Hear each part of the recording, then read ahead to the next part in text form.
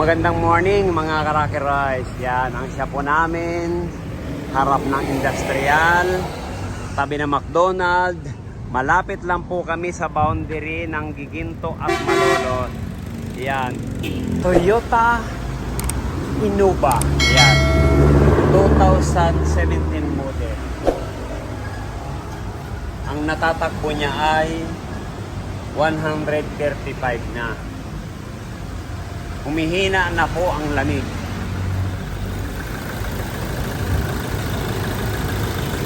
Yan, lagyan po natin ng gauge para check natin.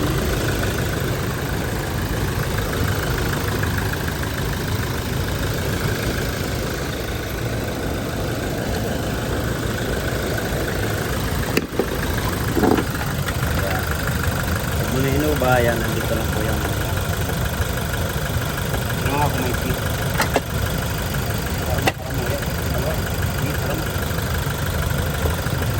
Dito lang po yung service port niya.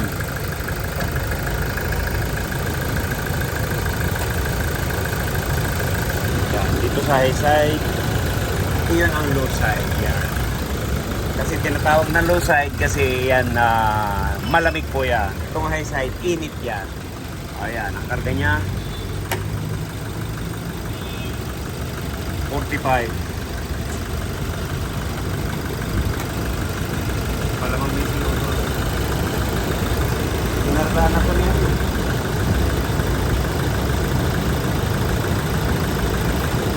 170.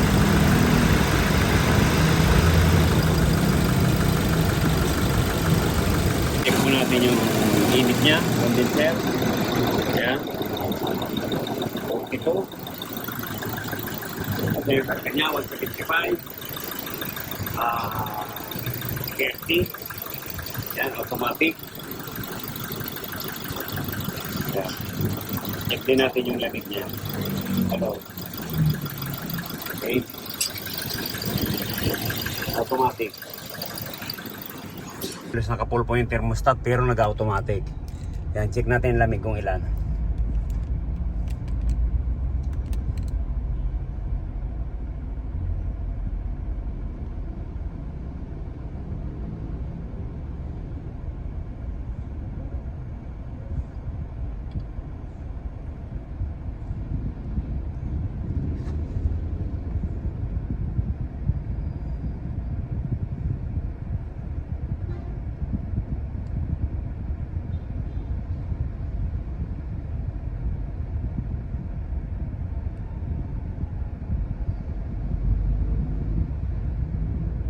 Yan, 5 lang.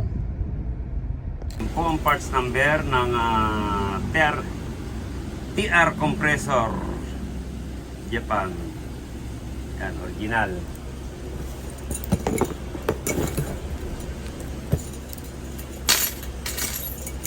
Yan, check natin to. Yun. Yun. Oh. Yun po yung compressor ng Innova 2017. Okay? Yan. Ito palit natin. Tanggalin po natin yung bumper. Natatanggalin din natin yung condenser niya para malinis yung radiator. Okay? Pero check muna natin yung pressure kung ilan.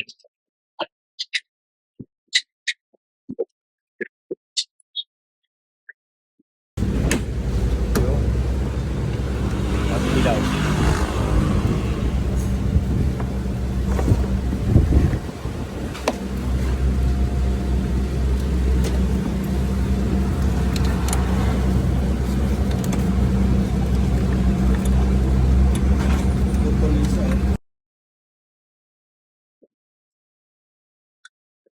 Ayun, ganda naman ang ano nito. Ilagay ng screen para yung mga gamo-gamo hindi yung makapasok yan sa loob. Diba?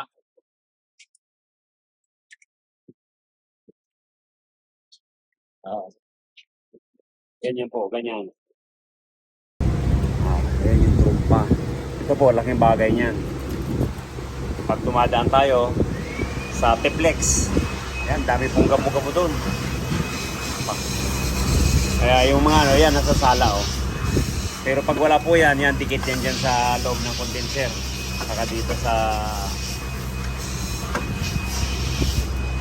oil cooler na yan. Takip.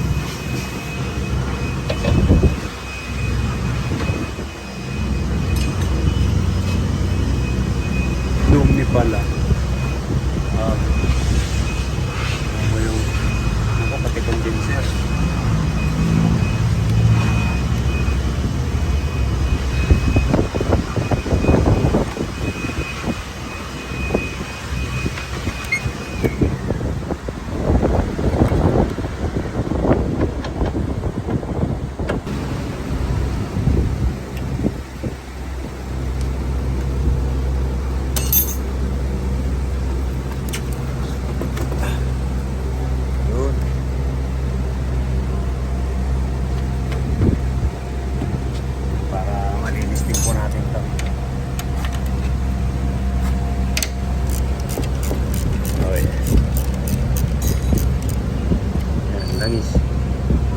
Ayan po ang kagandahan ng pag malayo ang biyahe mo, wag mo kaagad papatayin.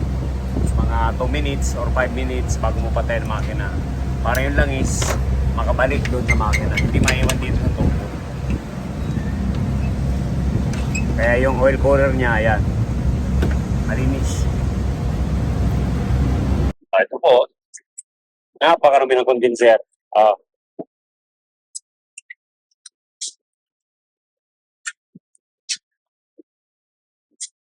Kaya pag ganito na ang edad, yun, kailangan talagang tanggalin para malinis.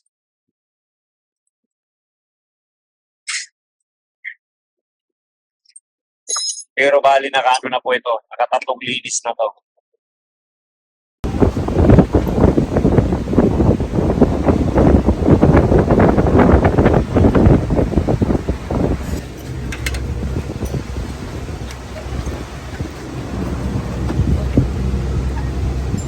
Yan, hawakan mo yan.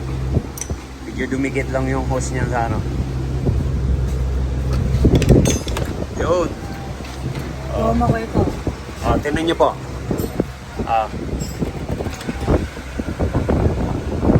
Napakarumi ng condenser.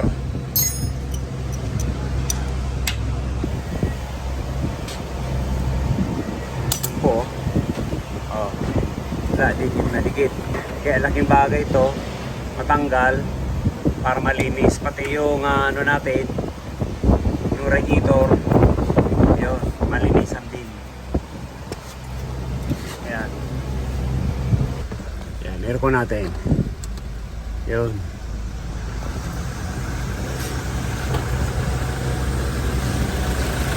Tignan natin yung bomba.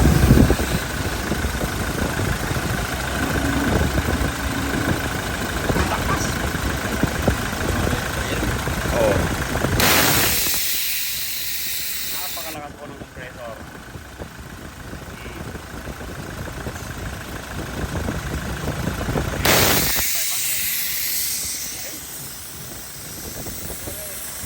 Kami pong nagsisinting siya na compressor ang sira. Pero ito lang po pala ang problema niya. Kita naman po natin, napakarumi ng condenser at saka itong radiator. Ayan. Hindi na po makakahinga. Ayan, sinisin lang natin to para bumalik sa dati ang lamig.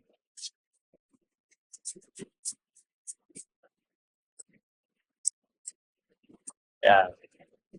Tanggalan natin ang filter.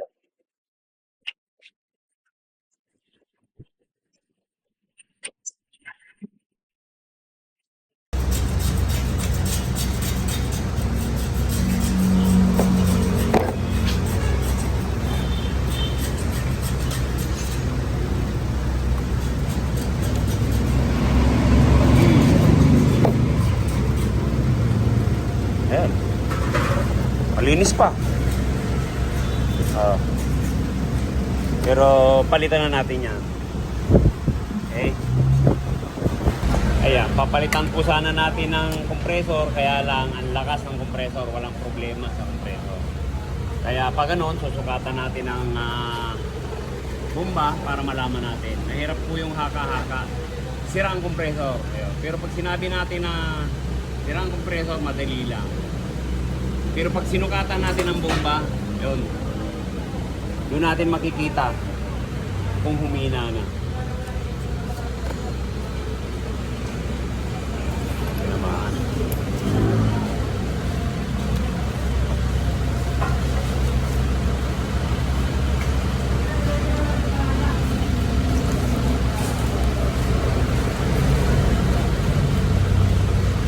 Yan, flashing natin.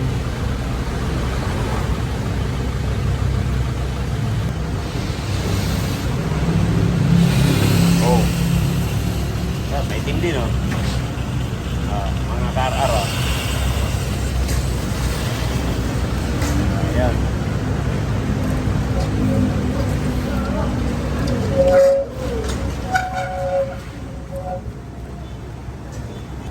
Dalawang pasada lang po tayo. Ayan. Pero kung warak po yung compressor niya, hindi rin po malangis. Okay, dalawang pasada lang.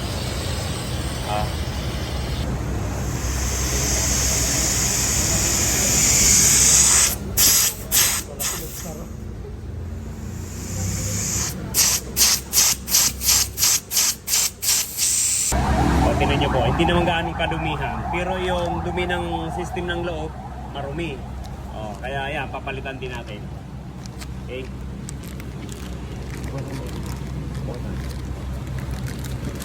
Hindi mo dala. Yun.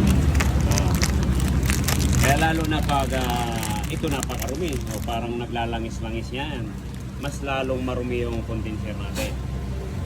Yan, okay. Ano mas bando? Ayan, matapos i-flushing, yan, liligtis natin.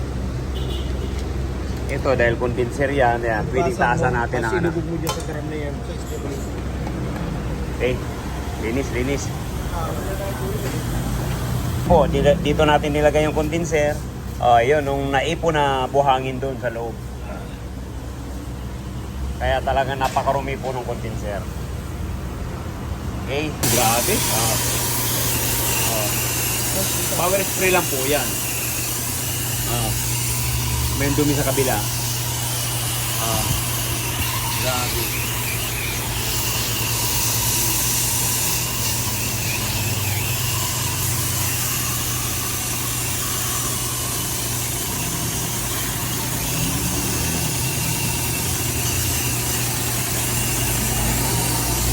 Kaya iba po talaga pag binababa.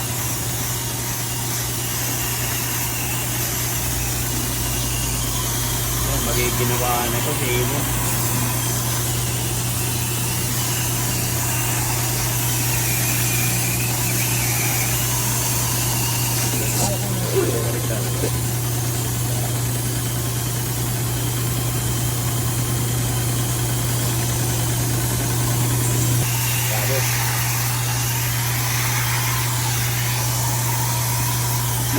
Grabe ang dumi. Sa loob ng 7 taon. Ngayon lang po nakababa. Yung munting siya.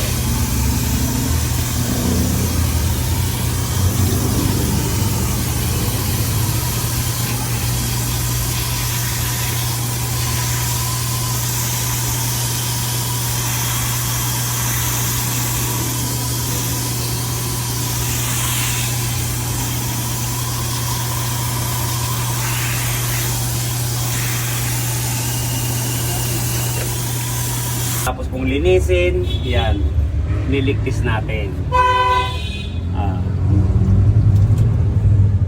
Para siguradong walang singaw. Yan, inoobserbahan po natin yan. 250.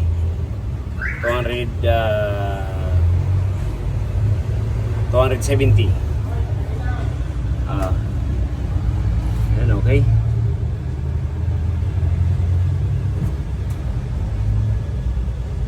Wala naman. Buti na lang wala. Yan, linisin po natin yung radiator.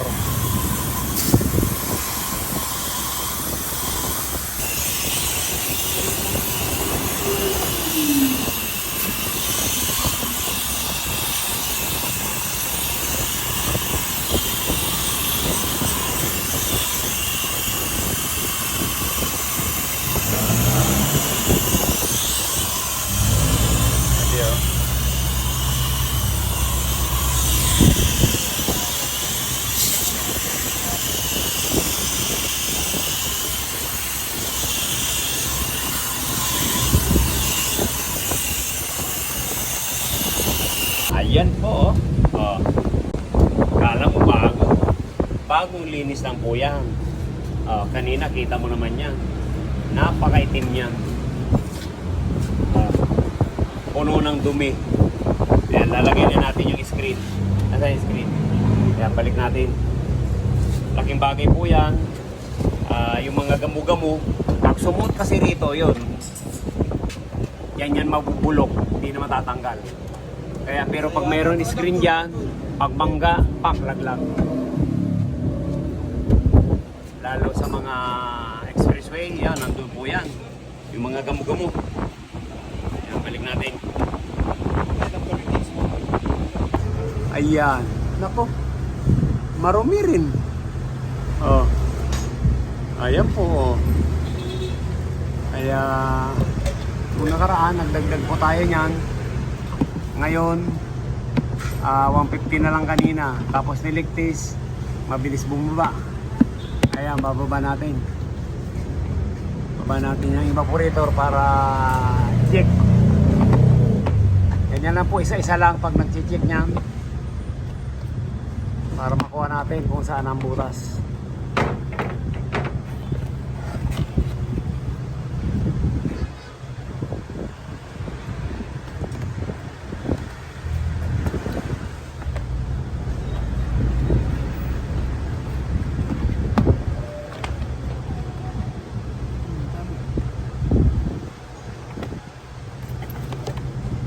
Yun. Yun. Tayo. Gulaman.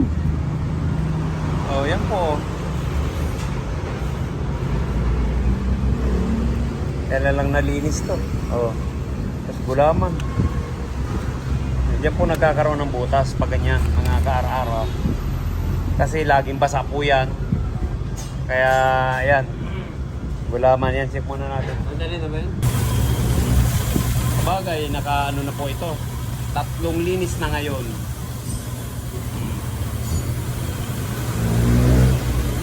Unang linis, 80. Pangalawa, pangalawa, mga ano yan, mga 110. Tapos ngayon, 135.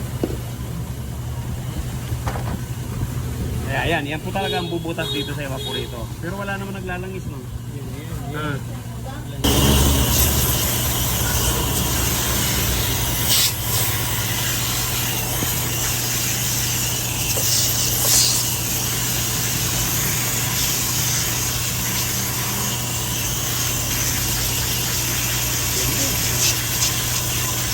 Pero diba, hindi mo nagpupulbos gaya ng ginamitan ng ano, hindi naman.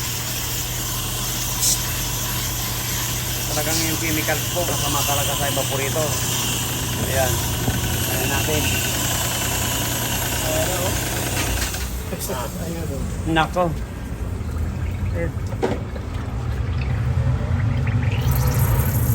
Wala.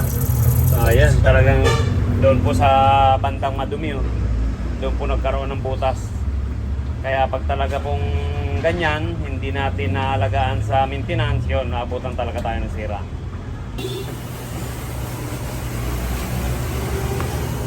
Ayan, yun na po yung kapalit. Konti pa. Okay na ba? Ayan na po yung bago.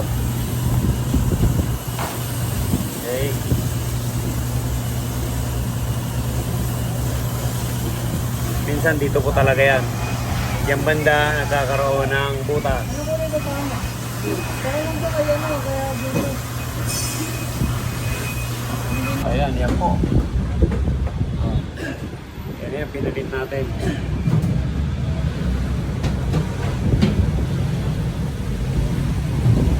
Seven years.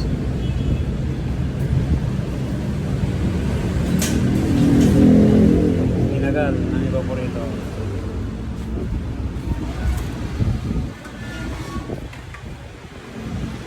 Ayan. Babalik na rin tong blower. Tinapala na po pala natin yan para hindi na natin maamoy yung kasunod. Minsan may kasunod kang motor tricycle, naamoy natin yung usok. Mabuti kung nagbabarbecue, maamoy natin. Kung may kasunod ka pang truck ng nakalagay baboy, nako. Okay. Ayan.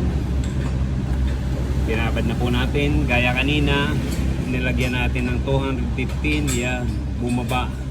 Kaya nung binaba natin yung evaporator, yun, nandun po pala ang butas. Yan, binaba natin yung condenser, napakarumi. Binaba na natin yung likod. Kaya lang, di ko na nabidyuhan. Pero wala namang problema doon. Saka malinis yun.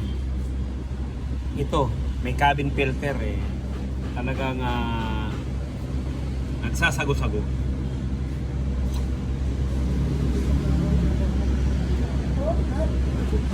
Ayan. Mamaya pakimin na natin yan para makargahan na. Pinakim na namin.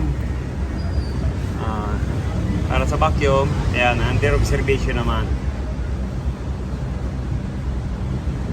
Para sigurado po tayong walang singaw.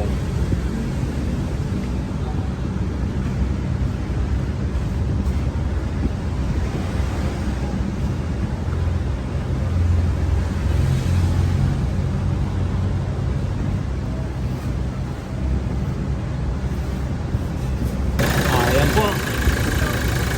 Karga natin. 40 ang karga. 175 lang.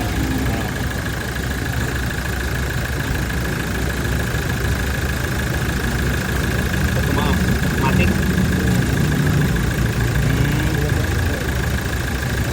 Ilan naka-signal natin? Kaya laking bagay po yung nalilinis natin. Tingnan nyo, dati ang lamig lang po nito, mga G's lang. Ngayon nung nalinis natin, ayan, mag-aalas 12 na po ng tanghaling tapat. Pero ang lamig nyo, ma-minus 3. Kaya yung may mga ganito po, ayan, magpa-cleaning na kayo para lumamig yung sasakyan natin. Dahil sobrang init po talaga ngayon ang panahon. Maba na siya. Automatic. Okay. 8 lang. Tanghalin tapat. Mag-alas 12. Ating pong mga Karaker Royce, kung mayroon po tayong sasakyan, dahil sobra po ang init sa panahon ngayon. Gaya kahapon, Pajero, Montero, Jeep. Yan. Mga nag-high pressure po. Binumba ko lang ng tubig, yan, lumamig na yung Pajero. Kaya bago po tayo maabutan po ng sira, ayan, palinis na po natin. Gaya nito, si Ino, nilinis. Pati condenser, binaba, yun, ang ganda ng lamig. Minus 8. Yan, okay na. Sana may napulot. Maraming salamat. God bless you all.